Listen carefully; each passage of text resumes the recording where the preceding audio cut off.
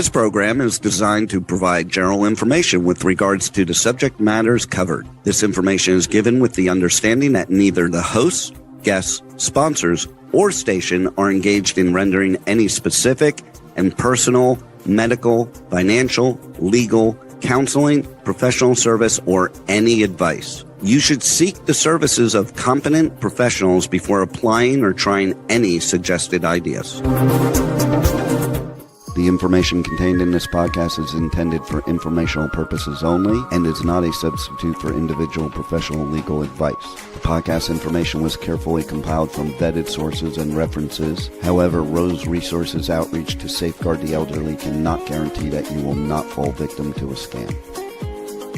Let's talk about scams. It's the must-listen show for anyone who wants to protect themselves and their loved ones from scams. Every Tuesday at 8 a.m. Pacific Time on K4HD Radio, Joyce Petrowski, founder of R.O.S.E, and her guests will provide valuable insights and practical tips on how to recognize and protect yourself from scams. And now, here is your host, Joyce Petrowski. Hi, I'm David. Staying active mentally, playing chess, those are all very important things. I'm 72, but I'm going to keep on learning. I'm going to keep on moving. I'm going to keep on living my life. Healthcare for David's next move. Learn more at r12health.com. Good morning, everybody. My name is Brian Watson, Community Outreach Specialist for R.O.S.E, Resources Outreach to Safeguard the Elderly. And today I am filling in for Joyce Petrowski. She will be back next week. And this week we have a guest. Her name is Maricela Savalas with the FBI. And we are going to learn what the FBI does in terms of preventing people from getting scammed, especially from older adults, because that's our focus here at R.O.S.E. And I had Maricela visit my class at the University of Arizona this spring as a guest. To share what the FBI does in terms of educating the public to prevent them from being scammed. I was very impressed with what they do. I was very impressed with Maricela. So I thought she would make a great guest today on Let's Talk About Scams. So if we can bring in Maricela, we'll go ahead and get started. Good morning, Maricela. How are you doing today? Good morning. I'm doing well. Thank you for having me. Well, thanks for coming on our show and sharing all the wealth of knowledge that you have and sharing what the FBI does. So let's start out with, what is an FBI victim specialist and what do you do? So a victim specialist in the FBI helps victims through a criminal investigation. So there are two aspects when it comes to advocacy. So I work alongside agents, often responding within an hour after an incident has happened, or when operations have happened. Also, if they're doing search warrants or arrest warrants and there are victims that are there. Oftentimes my contact with victims would be through the phone or in person, or even sometimes in different aspects in a hospital setting. We meet the victim where they're at, where they can be comfortable in guiding them through the criminal justice system. If a case is indicted, I do pass the baton to my counterpartners at the U.S. Attorney's Office. And from then we kind of guide a victim through that process, through the investigation phase and then into the court phase. Oftentimes victims, when you are a victim of a crime, you're going to have rights that are automatic and then rights that you have to request or invoke. That's what we do as victim advocates, and then also give them access to resources. How long has this position existed at the FBI? This position has, honestly, I'm going to get the year wrong of when it had started. It has grown quite a bit since the inception of it. Around 9/11 is when it had expanded and just grew immensely. 9/11 had happened and there was the need to see on the federal side services directly to folks. And that was a boom, going from less than 20 to over 100 in our cadre now. And it's expanded also to include CAFIs with our child adolescent forensic interviewers as part of that too. Administrative folks, we have analysts, we've also have support staff that are able to offer the administrative part of it too. So the FBI has something called Operation Level Up. Tell us about that operation, what its goal is. So Operation Level Up began in 2022. What it is a response to what was seen as the cryptocurrency investment fraud. These are often investment scams that are going on and stealing funds from people, and with the perception that they are investing money in a legitimate way, and that money is growing and then being stolen from them and sent to overseas organizations. So it began with the agents from San Diego and a forensic account here in the Phoenix office, and they created a proactive way to warn victims of cryptocurrency investment fraud. This program once was just a kind of a pilot or program, has now expanded to do a national initiative. So from that, we've expanded to now in Detroit, and we have added 3 more victim specialists to assist with that. Over the years, we have contacted 7,000 victims and have noticed that we have saved over $450 million falling into the hands of scammers. Wow, that's impressive. I love being proactive. So when you say warn, how are you advised? Like, how do you guys get warned, or how do you guys find out that someone is being scammed, potentially losing money? What's the nuts and bolts behind that? So it's all through means that there are platforms that have gone through legitimate means that we gain that information. And it is shown that they are fraudulent platforms that we communicated with, and that we can see that people have been victimized by that. So we call the victims, identify themselves, and it's agents that are calling the victims and making that initial contact to let them know that they have seen that they've invested in a fraudulent platform.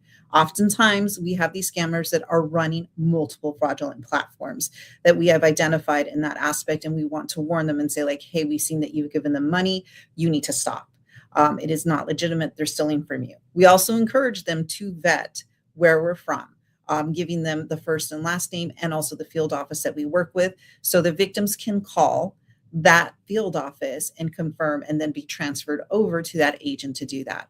My role as a victim specialist that comes in to this is that they were seeing the need when you're notifying people. It is a traumatic notification to let them know, oftentimes over $100,000 that people find out have been stolen to them.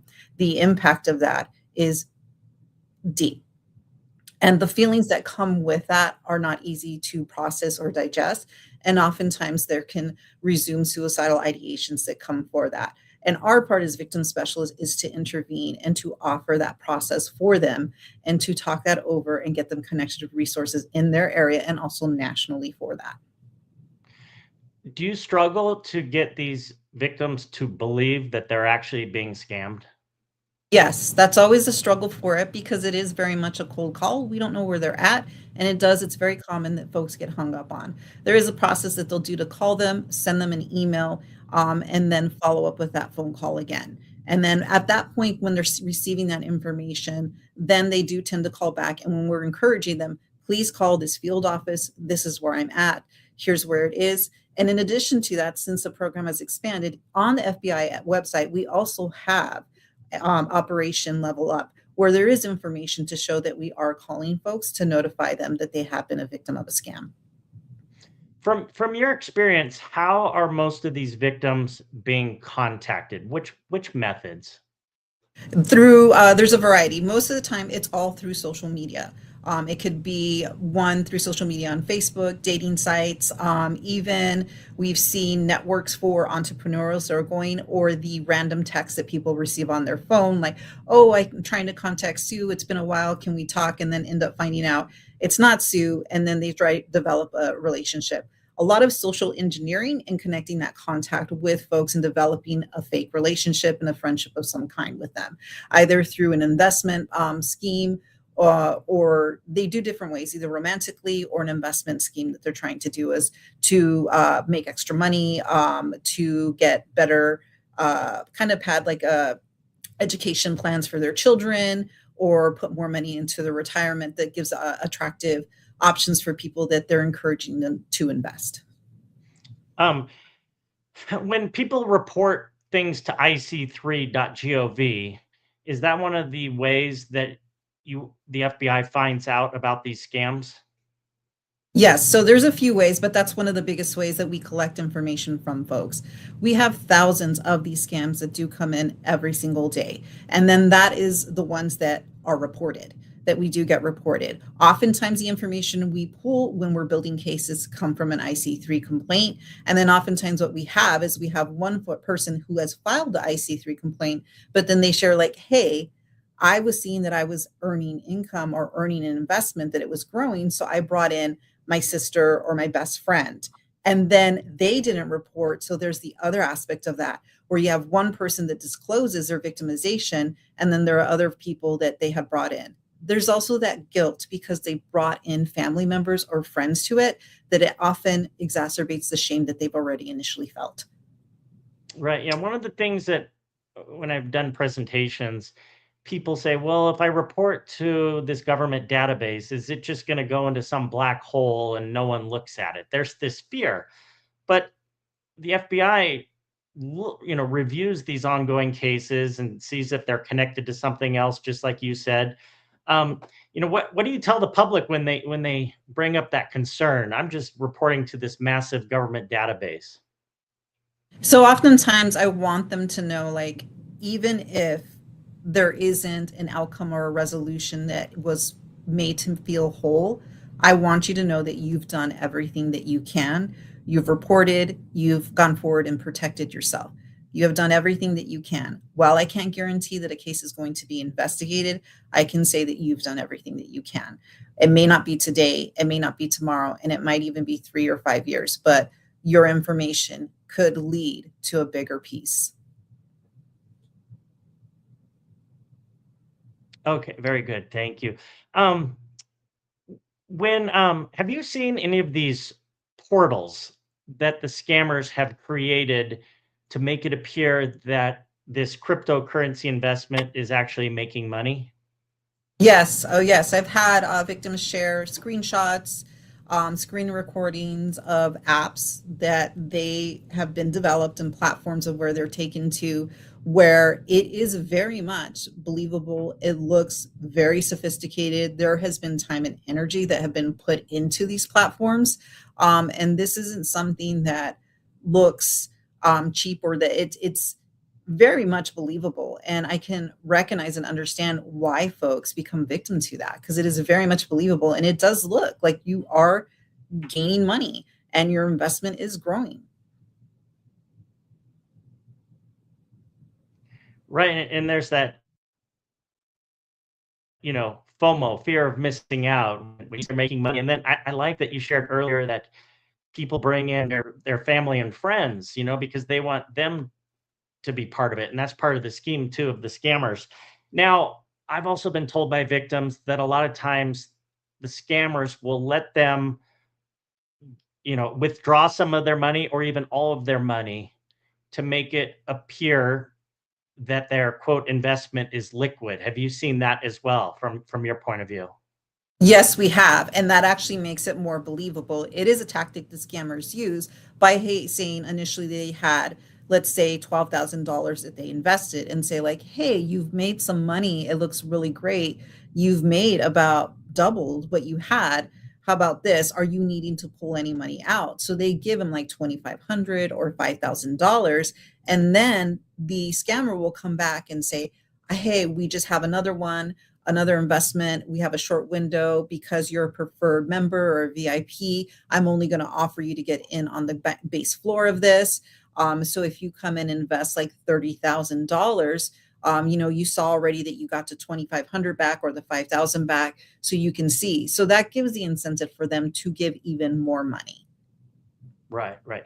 On these, I just thought of this question. On these conversations, are these by phone, text, social media, or some other method?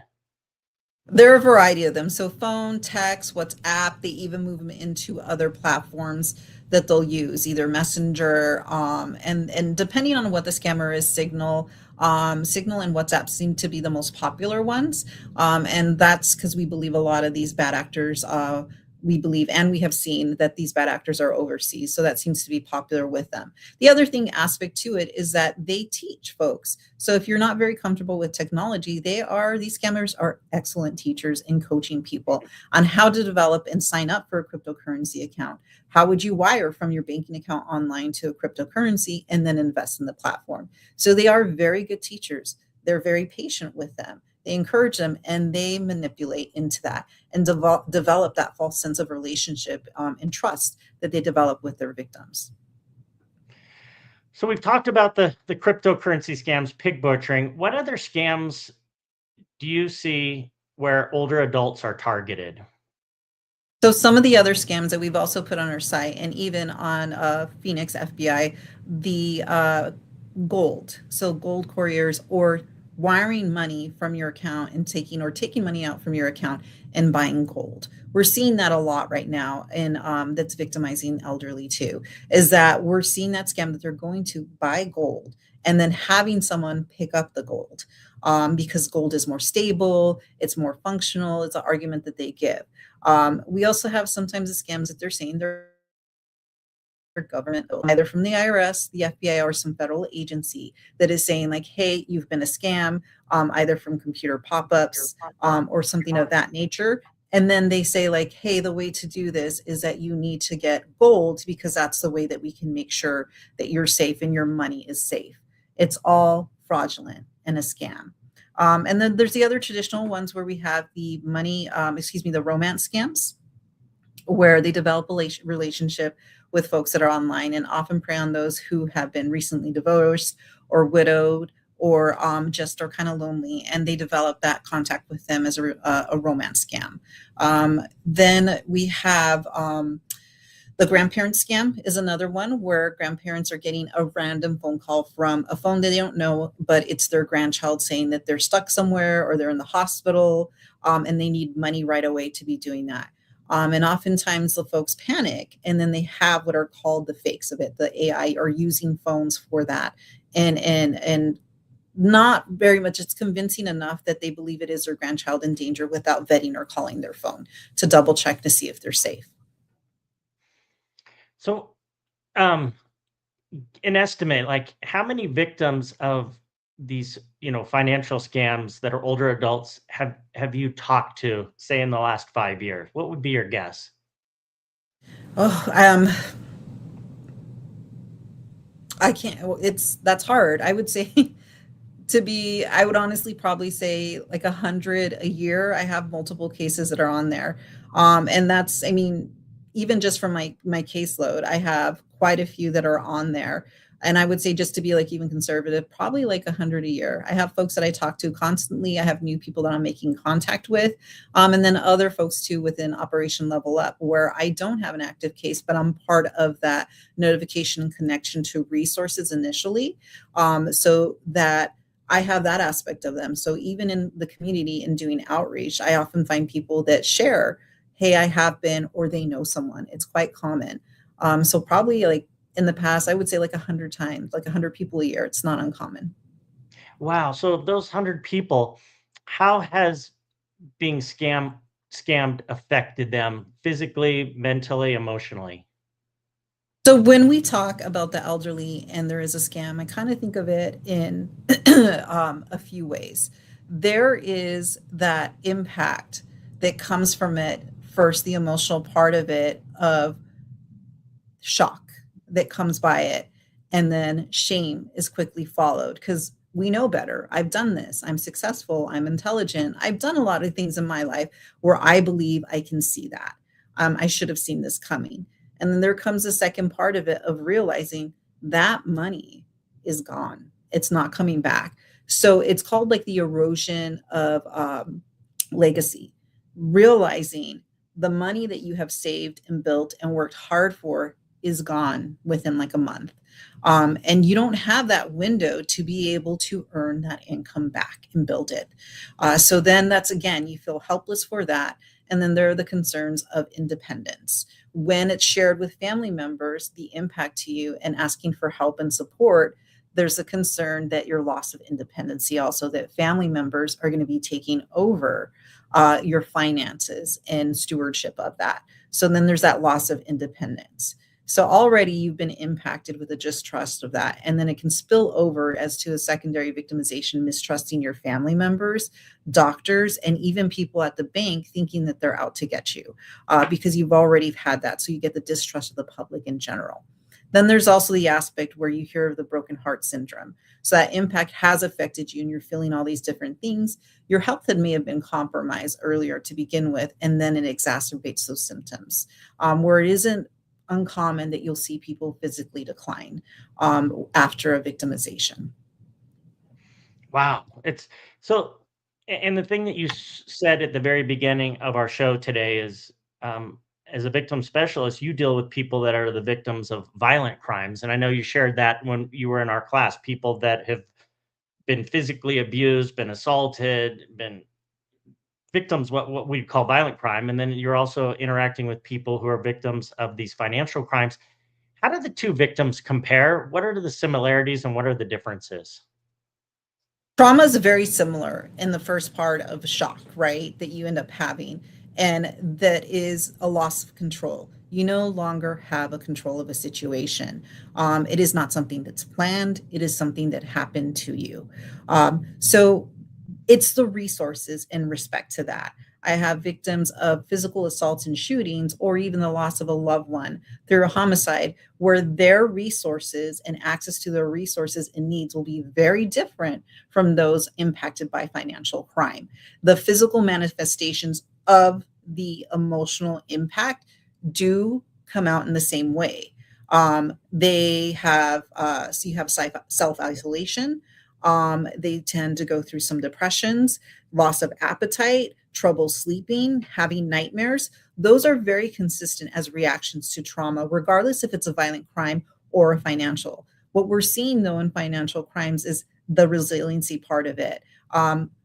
Wealth and financial stability, that brings you independence. And that loss of independence and resiliency can very much affect how you move forward. Where you can have folks of a violent crime that have that financial stability that know, well, I have some savings, so I can be okay for now. Or they're going to see it a little bit different and just focusing on the physical aspects of recovering from what they need to do. And then safety concerns. Safety concerns would be a little bit different within a financial crime aspect. It's going to be access to their personal information. And then also, what are they going to be facing if there are any financial like fines and fees associated with money that was pulled out of 401ks, for example, because sometimes they'll be facing fines and fees with the IRS. So I was online and actually, this was actually in person. I'm sorry. I had someone tell me, I am not a victim. I have to be a survivor. This was someone who lost money in a financial scam and did not want to use the word victim, but intentionally chose the word survivor. What are your thoughts about that? People not, avoiding using the word victim. And that's where they're at in their journey. And I respect that. That's one of the things. If like, can you please not call me a victim? It's like, absolutely. What do you prefer to be called? I prefer the term survivor. In advocacy, we often have that. That you'll see victim, survivor, and then thriver as they're going through their victimization and processing through that. And it's not linear. It can go back and forth, and then they can stay in that. In the legal system, using the term victim is very impactful and powerful. It is a right that is afforded to people. So it's very important where in my role as a victim specialist, when someone is identified as a victim, it is automatically access to the court system, access to resources, access to me as a victim specialist with coordinating those resources and finding out through a needs assessment what's going to fit their situation. So in that aspect, it's very important when we are seeing that to understand that every person's different. And I explain that you're going to be heard as being listed as a victim. And the reason for that is access to information and resources. But if you prefer for me to call you survivor, that is understandable. We'll do that. And in meetings, we'll also let the team know, hey, they prefer to be called a survivor, even though the legal language has specific meaning to victim. So recently, I read an article by AARP, and it basically was about saying that words matter when we talk about people that have been scammed. For instance, we don't say they fell for a scam. They say the better words would be a scammer targeted this person. And they had a whole chart of words that are better choices. And I've actually gone back and looked at some articles I've written about 2 years ago. And I was guilty of using some of those terms. And I've since upgraded my vocabulary. Um, are you at the FBI? Are you guys intentional about the wording that you use as it relates to victims? Yes, we are. That's one of the big things. So we often hear like pig butchering, right? It is not victim centered, and it tends to do blaming the victim, right? So we've moved away from that, and we are using the term crypto investment fraud, is what we're moving towards and using in that language to label it. Because it isn't the victim's fault, it is the scammers. They were the ones that targeted him, they were the ones that developed the relationship, they were the ones that lied. It was not the victims. And that's one of the things too, reminding folks like, hey, it may feel like that self blame, but you are not guilty for doing this. They did this to you. They targeted you. They lied to you, and they created a whole narrative that was fake. No, absolutely. I love that that you're transitioning from pig butchering to crypto investment fraud. I hate the term pig butchering. The only thing good about it is it gets people's attention. Because every time I do a presentation, the vast majority of people have not heard that term. So, you know, I'm going to try moving in that direction as well. I mean, we're constantly trying to get better at what we do. I know that you as well and your colleagues. I wanted to bring up the crypto ATMs. Um, so when we're talking about these crypto scams, um, you know, what is your what is your opinion on these crypto ATMs, and what are like the warning signs? What do you tell people about them? Just there's it's different. It's something that's created as an option for people to put in there. What I see cryptocurrency or the ATMs is my interaction with them. What I see is not always positive. It is a tool that is used for that. Unfortunately, it's not used in the best sense or what we're seeing it's supposed to be used for. So it's like with anything new that I always see people do your research beforehand, look at it to see what it is. There is legislation now in Arizona when it comes to the ATMs that people can enact. It is a small window, but I do encourage folks that you just look ATM kiosk Arizona law, and you can read in there what that is. And there is a specific thing if you've lost money through a scam and it was into putting it into an ATM, please look into that, see if you fall into it and report it. And I always hope, that we would be able to get money back. But I always tell people, plan for the worst, but hope for the best, and definitely be proactive in that reporting. The more that we report, the more that we're going to be able to tighten that circle around these scammers. And they're constantly evolving. They're very sophisticated, but the more that people report and not sit in shame, the closer that circle is being able to tie, that they cannot pivot as fast. If someone's feels that they've been victimized in any sort of financial scam, who should they report the crime to? So definitely IC3 for the federal aspect of it. So IC3 is a big clearinghouse for crimes we encourage people to report through. The other aspect too is that we work with state attorneys' offices, AG's offices here in Arizona. They have their threshold of what they do for prosecuting and investigating scams too. So I'd also recommend reporting to your local attorney general's office and within your state. And then if your municipality has that ability to investigate crimes on the internet or financial fraud, some municipalities do have that ability, or they may work as a TFO, which is a task force officer within the FBI, and they work alongside agents in investigating financial crimes. It just depends on the jurisdiction. I want to make sure that folks have all those options that they're available. And I think if you do on a local, state, and then federal level, you got all your bases covered. All right, I want to focus on something positive here because we've been talking about some dreary stuff. People losing money, people being victimized, people being emotionally traumatized. What's the most rewarding part of the job for you? I think when you see people grow and that resiliency Humans have that ability to adapt and improvise and overcome and then seeing. So I have one victim that she calls me about every 2 months, every 3 months. And then we're just going in, case is still proceeding. We're just kind of in that process, waiting for things to develop.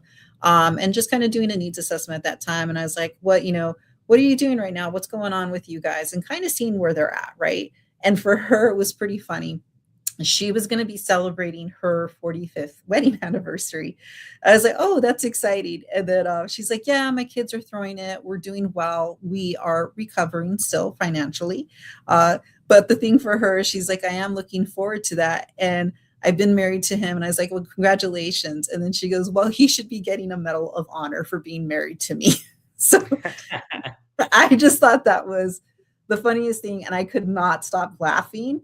And then I was like, I'm probably going to end up using that with my husband. So I think seeing the resiliency that people have and that capacity to still see and look forward to the joy in life, whether it's a big celebration and milestones, and still having that victimization that's always going to be with you, but still creating that space to just feel pure joy. What advice would you give for families who have an older family member, you know, um, trying to protect them? So the biggest thing I would think is to listen, right? Oftentimes when someone tells them, and someone we love tells them they've been a victim of a crime, the first thing that we want to do is fix it, right? That's what we want to do. It's a natural thing to fix, to solve, and to amend.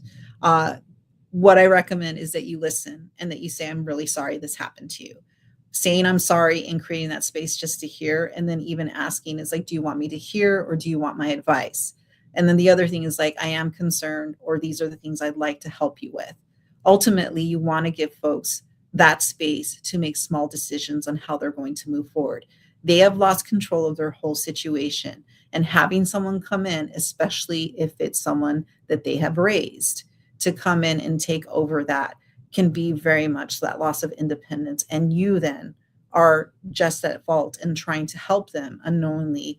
You're taking over, and that's not helping them process their own victimization. Maricela, how can our viewers and listeners get more information about financial crimes like the ones we discussed today? I think very much your organization, R.O.S E, does develop some of the information and resources on their sites. Here in Arizona, in the Maricopa County, we have the area on aging. They have a guidebook of resources for local here. Southern Arizona has that too. State sites also develop some of the things for elderly to be able to lock into. We also have some ARP, and then we also have the identity.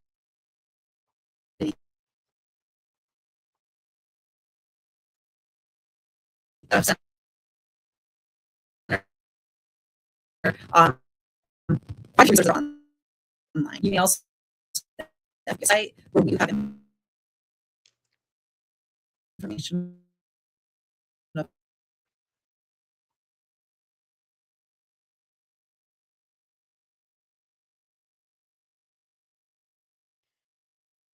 It looks like we're having some technical difficulties. Sorry, everybody watching. It's freezing up. I'm sorry about that. Give it a second here to buffer. Maricela, can you hear me?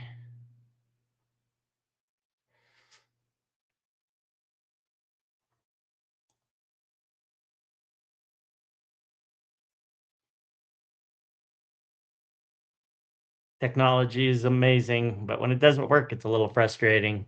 We're having a little technical issues. I'm sorry about that. Anybody watching right now? Maricela, can you hear me? Oh, there we go. All right. We may have lost Maricela. Well, if we can get her back, I'm going to ask her one last question. We're about to wrap up here. If not, if we can't bring her back, I'll go ahead and close out today. Give her a second. Yeah, so I really appreciate the things that Maricela said today. I mean, she's encountered over 100 victims in like the past 5 years, and I love that she shared um, the unfortunate situation where these people have been traumatized, and it's affected people in a variety of different ways.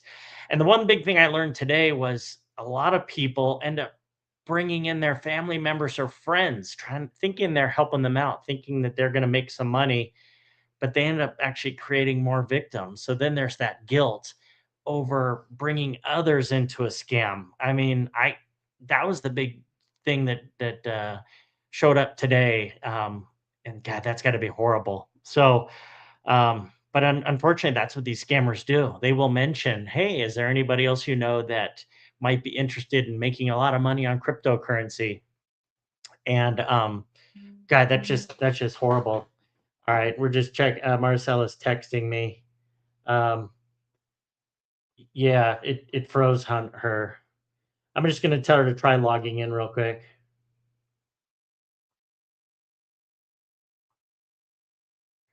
Yeah, it froze on Maricela's end. We'll give her a couple minutes just to say a closing remarks. We'll see if she's able to log in, Juan. If not, I'll close out in a couple minutes here. And let's just see anything else she said. Yeah, and I also like what she said about trying to get away from the word pig butchering. So pig butchering is basically a scam where they convince you to invest in cryptocurrency, but you're really not even investing in cryptocurrency. And when you've put all your money into this so-called investment, they will basically kill you financially. That's where they get the pig butchering. They don't kill you physically, but they take all your money, and it's absolutely dramatic and horrible. So they've moved into crypto investment fraud, and I'm going to try using that as well.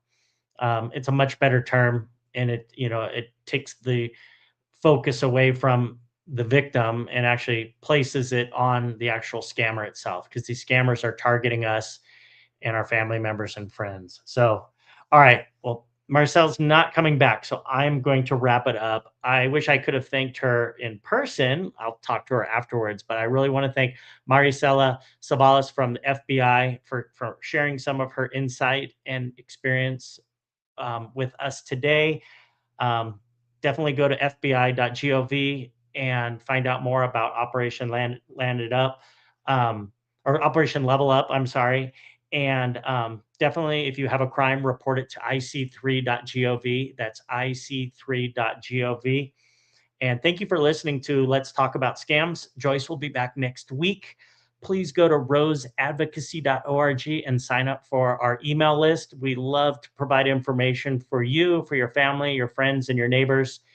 Our goal is to prevent people from getting scammed in the first place. So thank you for listening, and we'll see you next week. Well, that's all the knowledge for this episode. Tune in every Tuesday at 8 a.m. Pacific Time on K4HD Radio at k4hd.com as Joyce explores a variety of knowledge so you have the power to make scam protection your healthy habit. And until then, feel free to reach out to Joyce and let's talk about scams.